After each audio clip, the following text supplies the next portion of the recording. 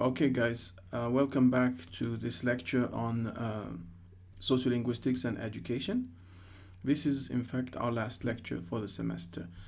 And in this lecture today, I want to talk to you about a concept that has been very, very interesting for sociolinguists and people who look at language and society. There is, in fact, as you can see in the first or second slide, a whole field called educational sociolinguistics. And this subfield of sociolinguistics examines the relationship between language and education. And traditionally, as we all know, research about teaching, about education and language has been mostly focused on what happens inside the classroom in traditional teaching environments.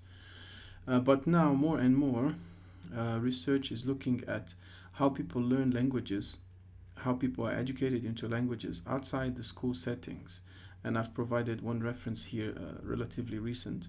But there's more and more research which looks at how we can learn, not just in traditional classroom environments, but also outside the classroom. And what I mean by that, some examples are the following. For instance, preschool language development. What happens to kids before they reach the time when they are incorporating a classroom setting or a school setting? Do they learn before actually starting to be schooled? Or informal education, what do we call informal education? Non-formal, non-classroom education. Community-centered instruction, for instance, is also another way to look at education outside classroom environments. But also more and more, as we know, and in fact, that's what we are doing right now with distance learning, with online teaching, what we call media or distance education is becoming more and more prevalent nowadays and more important. That's why it's good to talk about it. And finally, what we call homeschooling. And I'm sure many of you are familiar with homeschooling. In fact, many parents opt for homeschooling nowadays for their children. So, teaching, learning, and schooling. What can sociolinguistics bring to the classroom? That is a big question. Well, first, for starters, the awareness of learners' socioeconomic background, for instance. We know that the socioeconomic background is variable in sociolinguistics, right? That might affect the learning situation, and we know that it will change the classroom dynamics, whether a person is from a working class, middle class, other classes. That, of course, is likely to have an impact on the learning situation. Now, how about other things? We also ask the question, what is the effect or the role of learners' home language? So it might be the case that sometimes when children go to school, before even reaching the school or starting to be in the school setting, they have acquired a language which is different from the whole home language. Does this hamper? Does this situation optimize the learning situation, or does it hamper the situation? Well, when we talk about hamper, it means that there is a mismatch. There is a problem because the language that is used at home is so different from the language or the code used in school. So sometimes it may optimize, sometimes it may hamper, and that is something many sociolinguists have talked about. Education is all about preparing members of society to develop skills which will allow them to meet the responsibilities and obligations of citizenship. In other words, in simpler terms, education is all about preparing citizens to become fully functional in society, and there is a reference to this in the other book that I've suggested for you guys, Introduction to Sociolinguistics by Mestri. And they talk about this and how becoming educated or being schooled in a way prepares people to become citizens or fully functional individuals in society. Now, does this process necessarily start with schooling, or is it initiated even earlier? And as discussed in many other lectures, and this concept has been recycled a lot of times before, and I've talked about it. I always talked about the notion of socialization, or children being socialized. And of course, socialization doesn't necessarily start in school. It starts even earlier than that. Parents always socialize their children to acquire different skills. Now, let's open a parenthesis on socialization with a short pop quiz. And I ask you the question here. You know, this lady is very famous because she's one of the first scholars to talk about socialization. Her name is Eleanor Ox. And I want to ask you the question, what do you think she meant when she wrote that language socialization refers to two things? It refers to both socialization through language and socialization to language. What do you think it means? Now, you can reply to me by email. Send me a short email and reply to me. And I hope you can actually get the point of this quote. All right.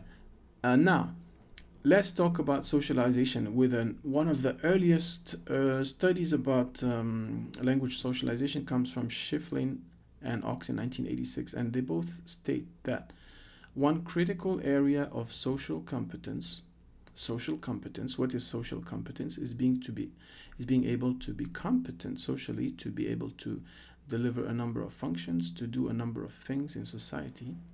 So one critical area of social competence a child must acquire is the ability to recognize, but also to interpret what social event is taking place, and to speak and act in ways that are sensitive to the context. So it means that the highlighted part, the important keywords in this quote are social event, but also speak and act. So we come to language.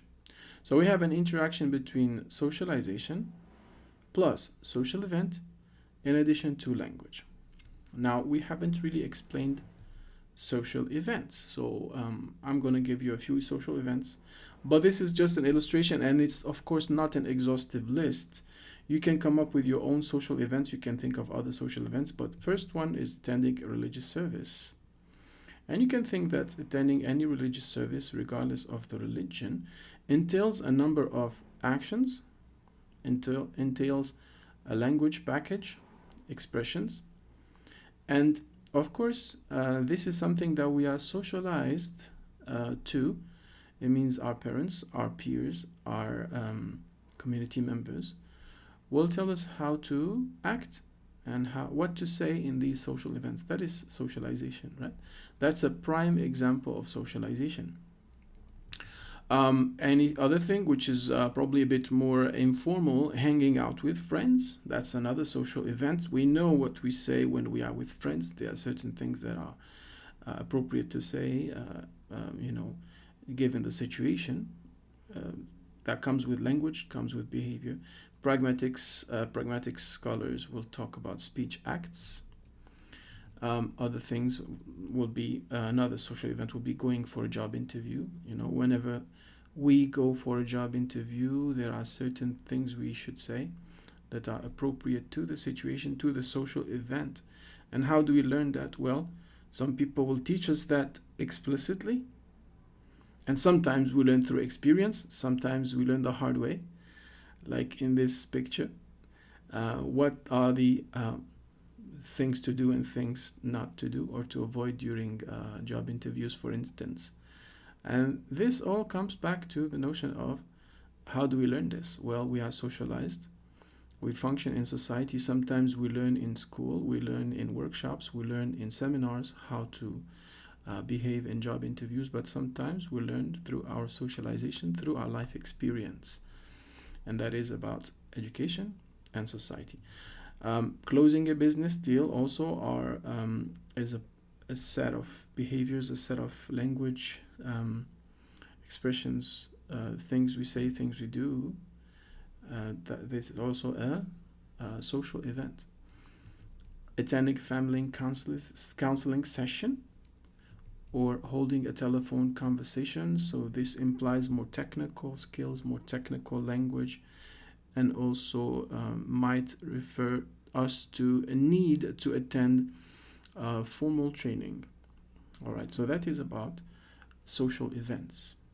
Some may ask, or an important question to ask at this point is, what is involved when we are in a process of learning a language?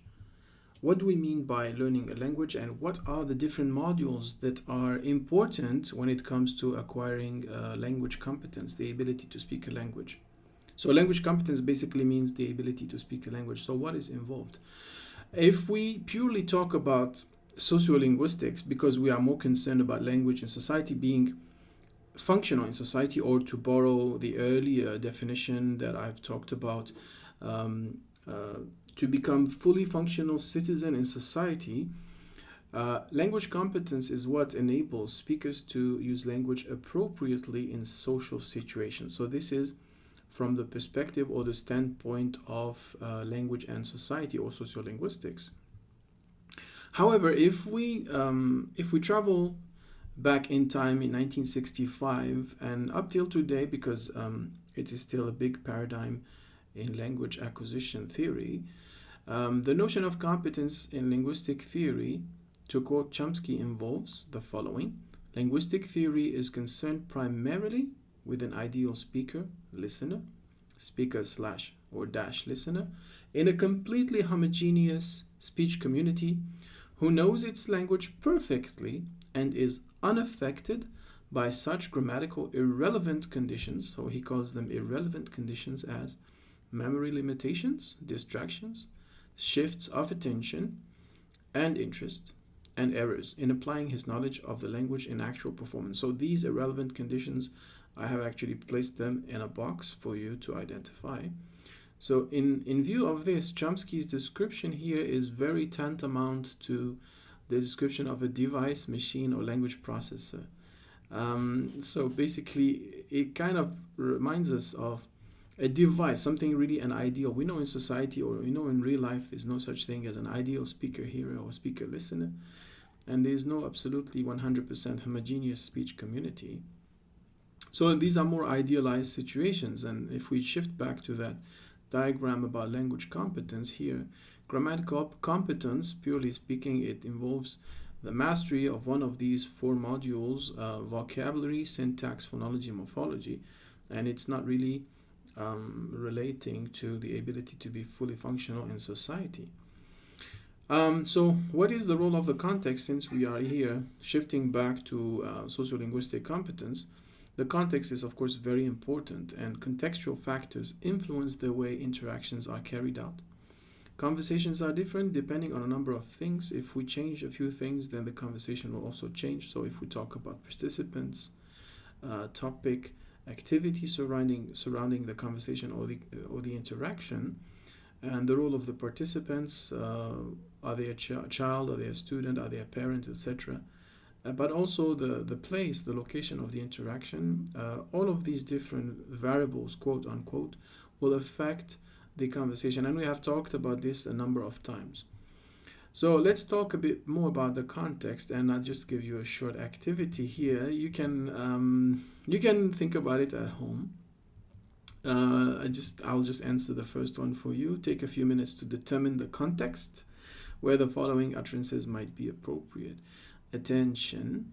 So here it depends on how you say it. Of course, if you say attention, it might be an announcement at the airport for someone who has lost something. But if you say attention, that might be also a military injunction, right? So just you can play with this and look at the following ones, and you can guess or think about which context these statements will be more appropriate to say. The question to ask, of course, is how do we learn to interact appropriately in all of these different roles? How do we learn how to utter these different sentences, and when is it appropriate to say them? Well, again, the answer will come back to us as language socialization, because we are socialized overtly or covertly, explicitly or implicitly, to learn how to use language in appropriate situations and in appropriate contexts.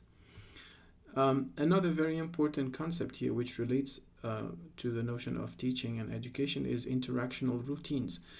In our daily life, even before we reach schooling, we are prompted for these interactional routines, and they are somehow kind of powerful scripts.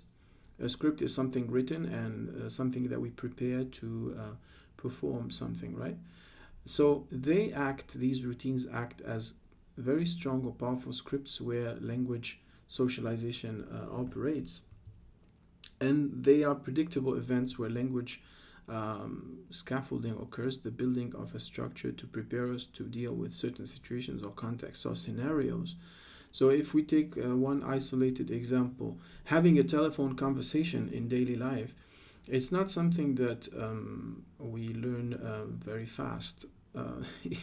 It takes time to be fully operational in the act of having a telephone conversation, and this is something that we are socialized into, and we acquire knowledge by listening to our parents, how they have conversation openers, how they pick up the phone, what do they say, and how do they close the conversation, they close the topic, how do they ask about family members, etc. So this is a script in itself. So if you look at the conversation, the whole conversation is like a script whereby there are different movements or phases or dimensions that will basically prompt us to learn how to behave and how to interact. So I'm actually showing you here a telephone conversation of a child who has a conversation. And as you can see from the script, the child is basically prompted to behave a certain way or to say certain expressions. For instance, the daughter meaning the kid, is saying something, and then the mother says, "Say the following word." So very, very giving instructions on what to say and how to close the conversation. So explicitly or implicitly, children acquire the speech act, quote unquote, of having a conversation on the phone because they are prompted by parents to say certain things, right? And progressively, the conversation becomes more autonomous, more independent, and children learn how to volunteer topics, means to say things which are not necessarily inside the script, or to ask about things which are not necessarily predictable. And there are different markers of or conversation sequences that are very, very obvious or repetitive in telephone conversations. So this is just one example, right, of how socialization operates at home, or how does it work at home. Now, if we move to another environment or milieu, we can think about socialization in the classroom. Does socialization also happen in the class, in a physical setting of teaching of a classroom? Do you have any examples of routines or scripts or things we do almost like mechanically because we have been prompted or we have been socialized into doing them? Well, there are different things that happen in a classroom depending on the culture, of course. So for instance, there are different cultures that when the teacher comes inside the classroom, all students will stand up and greet the teacher. That is a routine. That is maybe a socialization process that operates in certain cultures, certain environments. And this is just giving us one example, but there are so many different examples.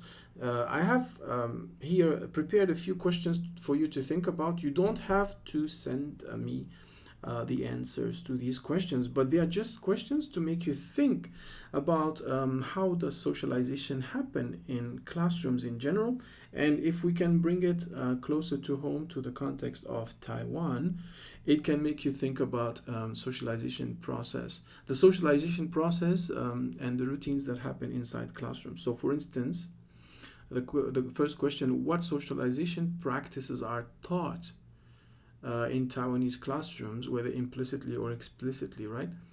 And what are the roles of opening sequences when starting the class, for number 2? And number 3, how do students act? So here we have not just language behavior, but also action. 4, does this only involve verbal behavior in addition to the nonverbal one? How about use of language? What type of language is accompanying these acts? Number 5, what is the purpose of these routines? And then you can think about all other things that are not mentioned necessarily in these questions for number 6. And 7, can you cite examples of other classroom socialization practices? If you want to go beyond this, of course, but as I told you, this is just something. Think of it as food for thought. What are some of the language socialization key elements? Because, language socialization is such a big notion or concept for the topic of education or sociolinguistics that we have to talk about it a lot. There are certain elements of language socialization which I'd like to share with you, and these are important features of language socialization that we have to try to understand. So, first of all, children are active participants in their own language development. They take an active part in their own language development. They are not passive recipients. Secondly, children develop language within a social context, and this has been made clear so far. I think up till now we have repeated and emphasized a lot the role of the context. Therefore, language is not learned without interacting with others. Thirdly, children learn about the way their society is organized and about their culture by learning their language. And somehow this can help you answer the quote or try to understand or figure out what Eleanor Ox meant when she said that language socialization refers to two things: socialization through language and socialization to language. It means that if you go back to the previous point, children are learning about society when they learn language, but at the same time, while they are learning about their society and about how their society functions and it is organized, they are learning language, which is a product. So there's a process and a product. Fourthly, we speak differently in different contexts. Therefore, we speak differently depending on our audience. So there's an audience design in the conversation. Whenever we talk to someone, we are designing our message to fit our audience. For instance, with friends versus during the religious ceremonies. By learning to speak in these different situations, we also learn about how our culture is organized and how it's functional and how it works, basically. Fifth, by participating in cultural events. The product, so the process is to participate in cultural events, and the product is that we are learning language. We're learning expressions, we're learning vocabulary, etc. Therefore, six, active participation in meaningful communicative interactions is necessary to develop language. This is more of a synthesis or a conclusion. And we're going to spend a little bit of time talking about sociology of education with a few seminal studies, selected few seminal studies, two of them, one by Heath, one by Bernstein. I'm going to tell you more about these and about the implications they have for the sociology of education. So the first study by Heath in 1983 explored the connection between home and school, what we call the home-school nexus or connection. In this study, Heath explored or studied 3 different communities and described how children were expected to use language and to engage in literacy events. And we said literacy is what relates to writing and reading. Children who are most successful, as a conclusion to her study, or what she found out, was that children who are most successful in mastering linguistic forms in school, they do so because mostly they have already been socialized into these oral and literate traditions at home. In other words, to make it simpler for us, what this means is that children who are successful in writing and reading performance, they have been successful. They are proven to be successful in school because, comparatively speaking, they have started this process of learning how to read and how to write at home. Learning how to read and how to write can become optimal or prove that to be successful if it has been probably it has been prepared at home, so to speak. And there's a considerable difference in home and school language which can impact on school learning. So whenever there is a rift or there is a gap between the language that is used at home and the language that is used at school, then we'll create situations where there's a lot of lacuna or maybe things to make up for these children. Another study which we're going to talk a little bit longer about, which is a study by Basil Bernstein. And in his study, just to give you a little bit of background about who he is, he's a British sociologist who conducted a study of comparing or contrasting or looking at trends in development of language and education in working class and middle class children in the 1970s, around the 1970s.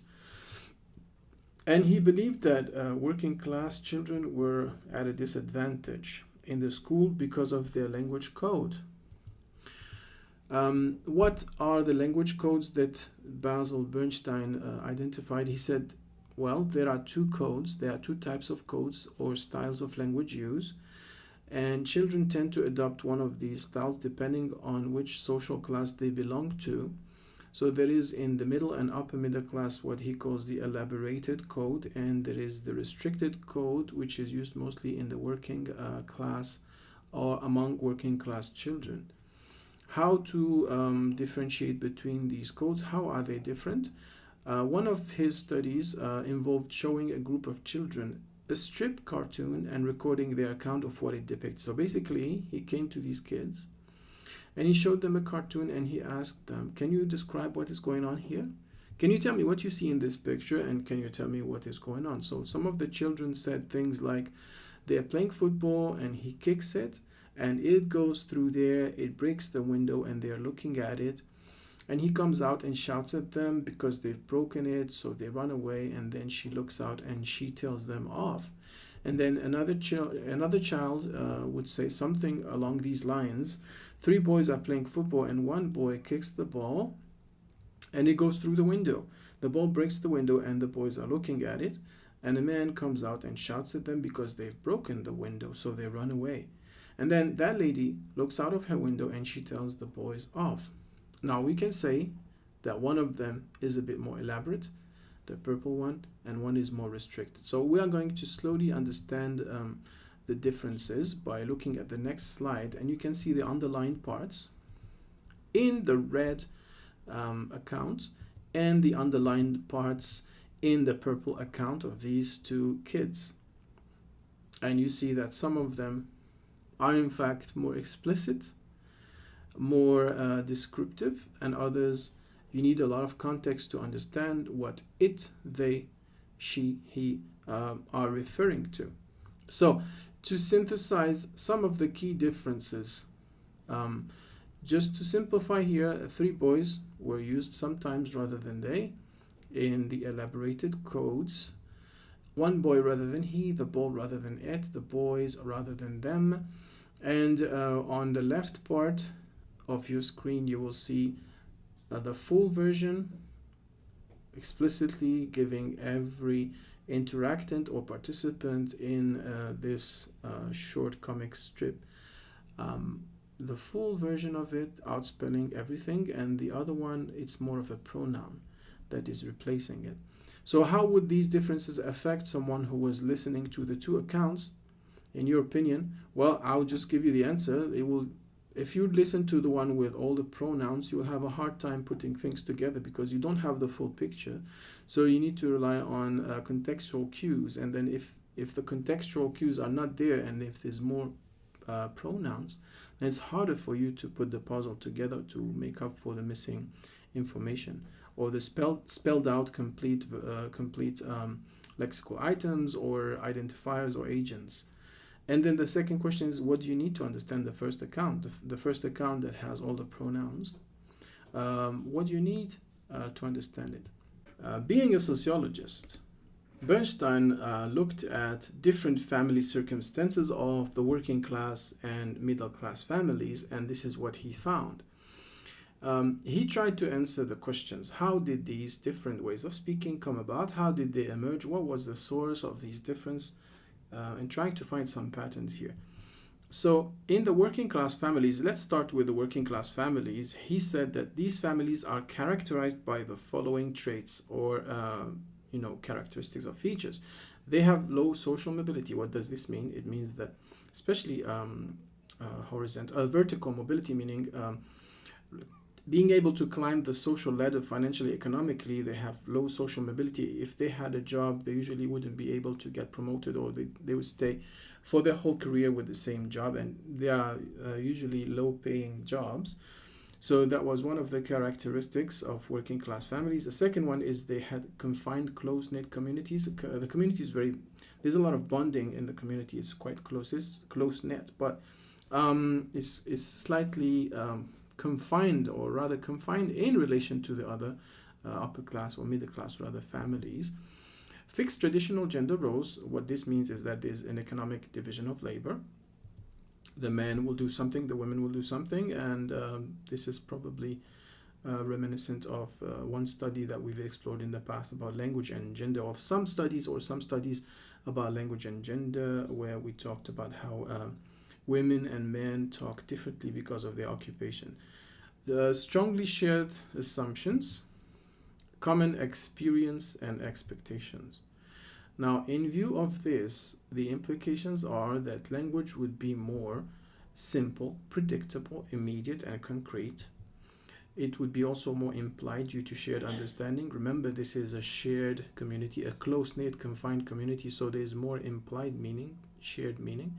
And at the same time, this can help us understand why there are so many references in the speech of these kids that were asked by Bernstein to talk about the comic strip. Most of the speech was actually referential, using pronouns. So it's implicit rather than explicit. It's also, the language is also useful for expressing solidarity, reinforcing social relations, and confirming group identity, a strong sense of group identity, right? So he talked about this as a restricted code.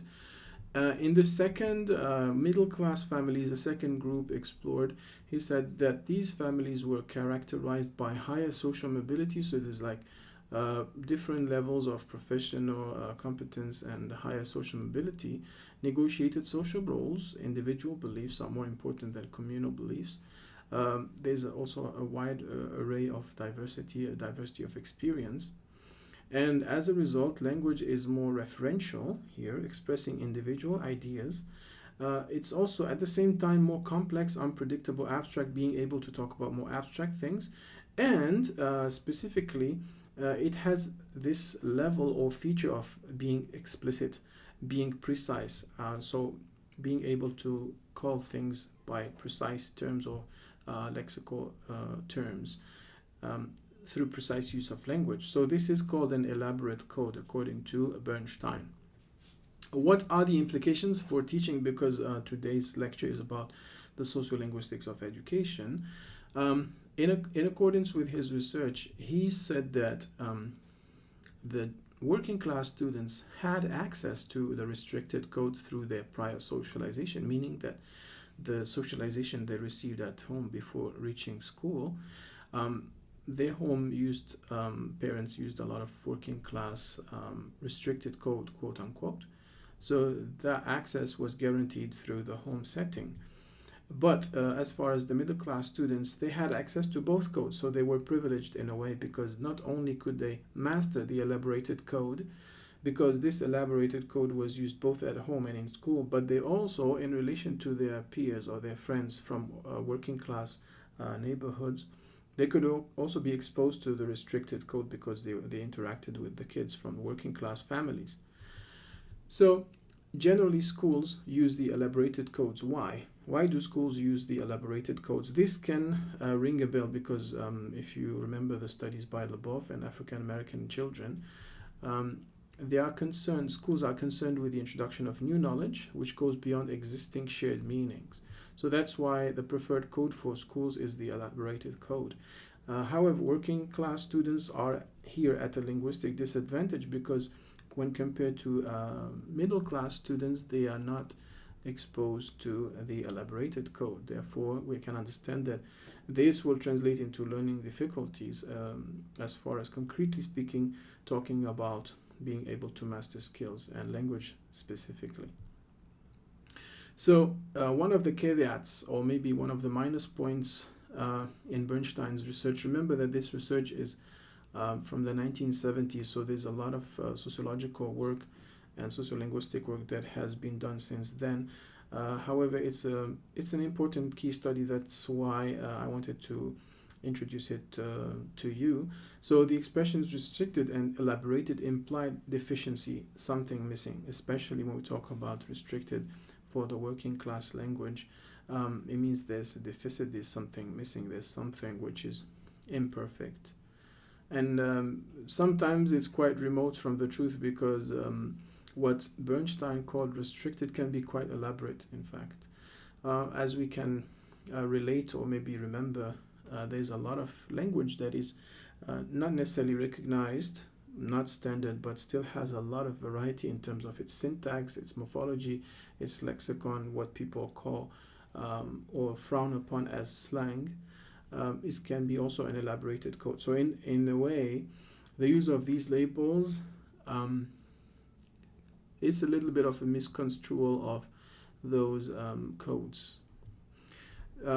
Now, another thing just to mention, because it has very important implications, or maybe it has a connection to another study.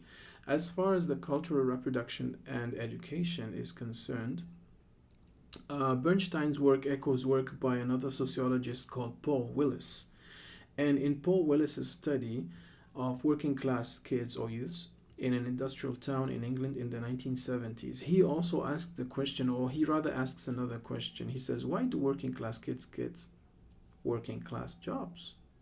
It's an important and interesting question, right? So he moved on from language to education and also professional opportunities for these kids. He said that well, he followed in his methodology, he followed 12 boys, or what he called lads, as he refers to them, in their final 2 years of school and first year of employment.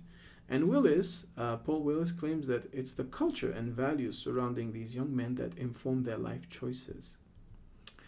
And they develop a counterculture, so there's a reaction from these lads, which is a counter reaction to resist the philosophy of school. And through language, not only through language, but also dress code and practices such as smoking and drinking, they make clear their rejection of middle class ideals and instead emphasize their belief in practical skills and life experience. So they kind of marginalize themselves by rejection or by refusing the codes promoted by the school and the middle class.